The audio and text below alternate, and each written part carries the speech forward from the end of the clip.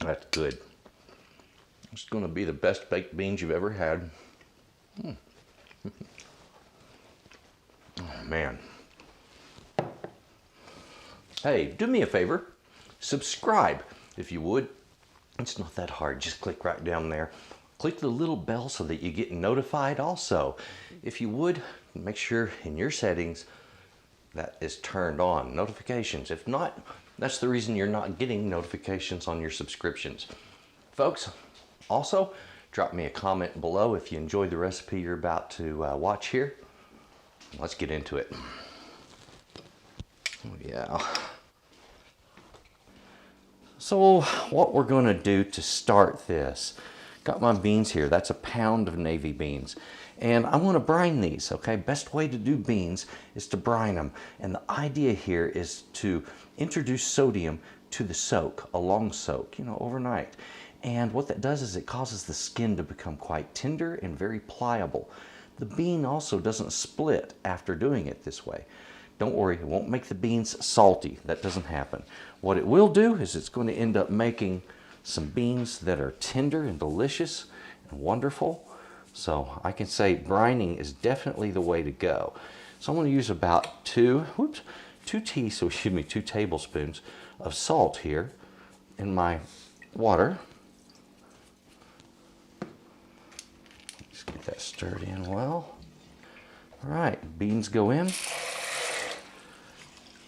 These get soaked overnight, and tomorrow I'll get on with making the video for these beautiful baked beans. I'm looking forward to this.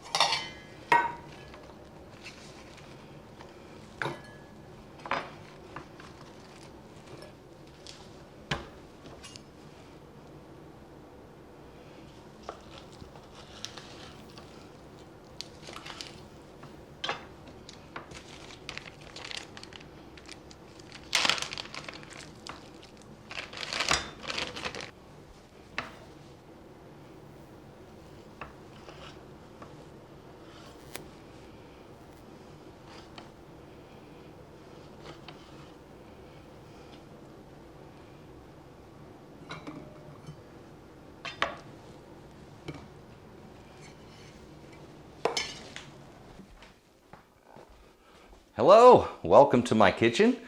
This is Texas Cooking Today, and today it's all about baked beans.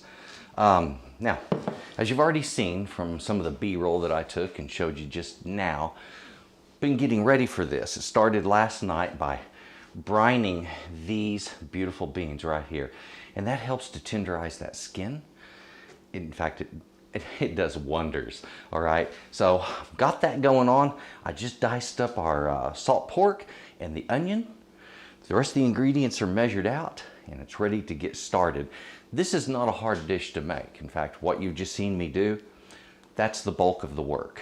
All right, so the rest of this is a matter of getting it all mixed together in a pot, putting it in the oven and letting the oven do its job. We're going to bake this partially covered and then partially open, and we're going to extract some beautiful flavor from a lot of wonderful ingredients. So come over, I'll show you what I'm using, and we're going to get busy putting this together right now. Come on. So what we've started with is brining 1 pound of navy beans. And folks, you know, that's quite a bit of beans right there. Don't underestimate a pound of beans. All right, now I've also got a quart of water.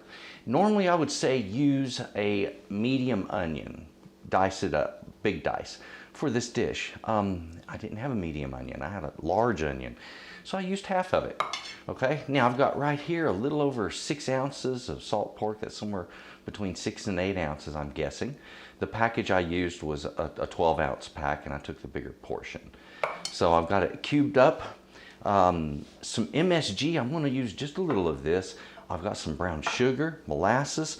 This is ground mustard, and some salt, also a bay leaf, folks, right there. Very simple dish. This dish kind of goes way back in history, and as I'm mixing this up, I'll explain a little of that. All right, now I have a Dutch oven here, and that's what I'm going to start with. I like to use a pan like this because they're great for retaining heat, so when you're doing slow roasting, that iron is really handy. Of course, it's not so fun washing it because they're heavy, all right? However, they do their job well. Now, let's start with the beans. Beautiful, look at these. These beans came out wonderful, they're plump. And the neat thing about brining is that skin is now, it's softer, okay? It's kind of flexible. And it's got a, you could say almost a stretchy quality to it. So as the bean is cooking and it absorbs water, it's less prone to split this way, okay? A nice little effect, okay? Now, I'm putting in 1 quart of water, and this is just enough to cover it just a little bit. Some of that water is going to steam out, some is going to cook into the beans, and the rest that's left over will make a beautiful, nice, thick sauce. We need to get the rest of our goodies mixed in. Okay, so I'm going to start with our salt, right there. And I'm going to sprinkle over, folks, just a little bit of MSG, maybe a 1/4 of a teaspoon at the most. You know, that's what a lot of people like to call umami flavor. And that's it right there. It's really, really good stuff. So I've got my molasses. Now, the molasses, this is really kind of key to this dish. And if you're wondering why molasses in beans, well, this kind of goes way back to our early colonists. When they got to the Americas, of course, they met the indigenous peoples that lived here. It wasn't an undiscovered country, it was already lived in, all right?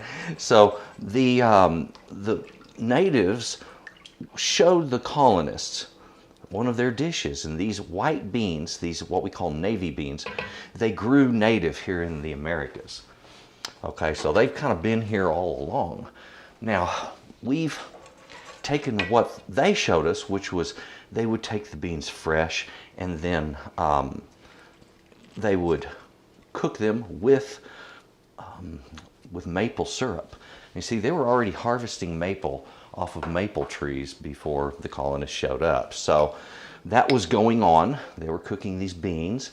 That was going on. So you have all of this stuff that was happening. Now the colonists took it and they started making this with their sugars, and it started with that brown sugar. And of course, later in history came the use of the molasses, and the dish sort of evolved from there. Now the mustard, that's a old spice that's been used by many cultures, and it was one of the early spices commonly used in the United States or in North America back when. All right, so let's put our bay leaf in here. There we go. I've got the onion, and if you notice, I'm not being any too pretty with it. We're just tossing stuff in. It's not like it's going to matter a whole lot, because in a little bit this is going to get baked down and it's going to look beautiful. Now what I'm going to do is into the cooking a little bit, probably about an hour to an hour and a half. I'll pull this out and stir it, put it back in. Of course, it gives me a chance to check on it. And also I'll redistribute those ingredients, and that way we get a more harmonious look to the whole dish. All right, that's what I'm going for. Okay, this guy needs to get started. What we're going to do is I'm going to put it on the burner here. We're going to bring it up to a boil, and as soon as I've got a boil going on here, we're going to transfer this to a 300-degree oven. Patience. All right, let's take a look at what we've got here. Look at that. So we've got that up to a nice boil. And the idea here is just to kind of get the whole thing started. The quickest way to get this iron up to temperature and get the ingredients inside up to temperature is to do what I just done here. All right, let's get this guy in the oven. Turn off my burner. All right, there we go. It just needs some time. All right, this it's been cooking for almost 2 hours, not quite, about an hour and 40 minutes. Oh, that looks good. Take a look down in here so you see what's going on. Okay, looky here, folks. That's what's going on there. Now, this is the part where I mentioned, I wanted to stir it a little bit so my onions aren't all on top. Because when this comes out of the oven later on, I'm going to want to see the pork. I'm going to want to see the beans. And I'm just going to take that leaf, that bay leaf, off the top later. And of course, I don't mind if I see a few of the onions. That's not a problem. But that's not the main goal. There we go. Now I've got a really nice looking dish coming along here. This has been cooking now for about an hour and 50 minutes. I'm about to put it back in the oven, open just like this. And we're going to cook off a lot of that water that way. So it's going to be another hour to hour and a half in that cook, and then we'll take a look at it. Alrighty, back in it goes.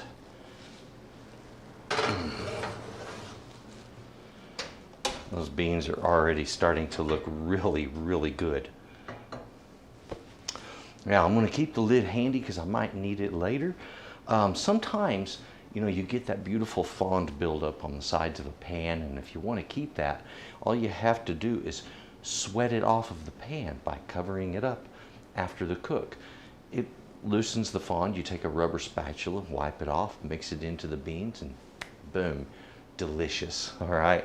So it never hurts to do something like that if you want that extra flavor boost. It's just a matter of time now. Okay, we have these out of the oven. They have been cooking now for about 3 hours, folks. And all I have to do is just cover this pot and let them stand. Now, one of the benefits of just putting the lid up back on it, this beautiful fond that's built up around the side, if you want to incorporate all of that, which is nothing but concentrated flavor, if you want to incorporate that down into your beans, cover it for a little bit, all right? And that way the steam will loosen that up. Take a rubber spatula, you can scrape it loose, and it becomes part of your beans when you go mixing that all up. We're looking at delicious right there. So the quantity of everything that I've used today started with the beans. 1 pound of beans, 1 quart of water, 1 medium onion, 6 to 8 ounces of salt pork, 1/4 of a teaspoon of MSG, 1/4 of a cup of brown sugar, 1/3 of a cup of molasses, 2 teaspoons of ground mustard, 1/2 teaspoon of salt, 1 bay leaf, and plenty of time. Folks, let's take a look at this dish now that we've got it all finished up. Okay, let's take a look at our beans now.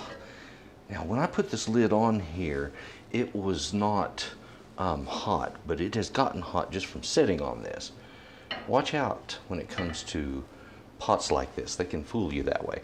Now, this has had enough time to build up some moisture. Look at this. Look at that. That's what I'm talking about. Folks, whenever you have a pan and you see that built up, that's just flavor, okay? And you can incorporate that flavor into whatever dish that you're working with. Often we'll make sauces with this kind of a coating. Boy, are they good too. All right, I think it is time to take a look at what we got here. Oh man, does that ever look good. It's got this beautiful sauce with it, all right? It's just, the colors are deep and rich, and oh boy, am I looking forward to that. Also, it's not quite baked beans without a little bit of salt pork right on top. Can't wait to try this out. Oh yeah.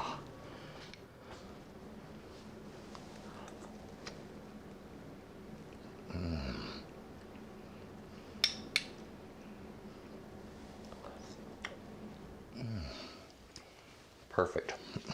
You know, a lot of times, these kinds of dishes, they're just too sweet. A lot of times they're cloying sweet. It's just too much sugar. This one, spot on perfect. The sugar doesn't overwhelm the flavor of the bean. The bean comes through strong.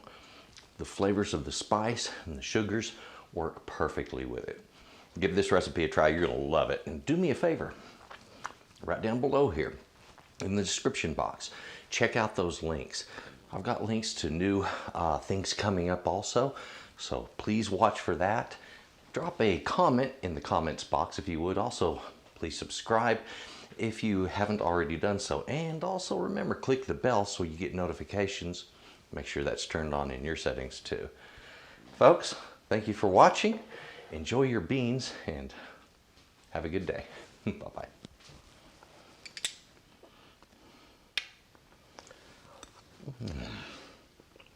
Mm-hmm.